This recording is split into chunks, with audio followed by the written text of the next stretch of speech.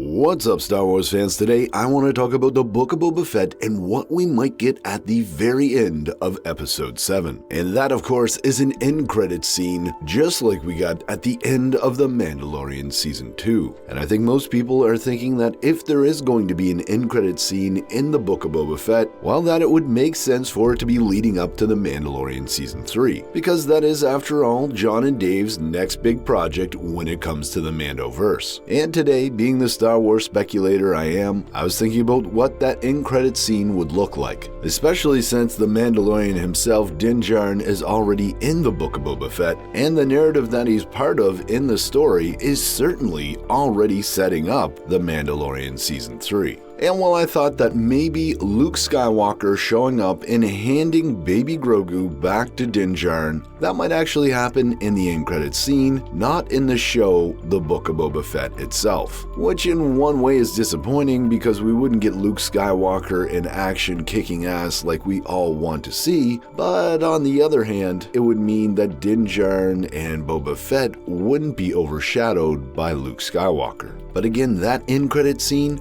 certainly seems like it could be part of the very end of the Book of Boba Fett. So if we are actually going to get a Book of Boba Fett end credits scene, I really don't think it's going to be promoting The Mandalorian Season 3. I think there's a much better chance that it will be promoting the Ahsoka Tano series. I mean, after all, Din Djarin, the Mandalorian, is a household name. The third season of his show does not need to be promoted, whereas the Ahsoka Tano character did make a splash in The Mandalorian Season 2 and did show up in the Book of Boba Fett, but could certainly use some more promotion for a show coming out in 2023. But all that aside, the biggest reason I think we get an Ahsoka Tano end credits scene is because Dave Filoni had Ahsoka Tano on set when he was recording Episode 6, not to mention he had Luke Skywalker there as well. And man, wouldn't it be an awesome end credits scene if Ahsoka Tano was sharing with Luke Skywalker her quest to find Ezra Bridger. Not only does it make sense that this is something that Ahsoka would have shared with Luke, but it also sets it up perfectly for the greater audience who has no idea what sort of quest Ahsoka will be on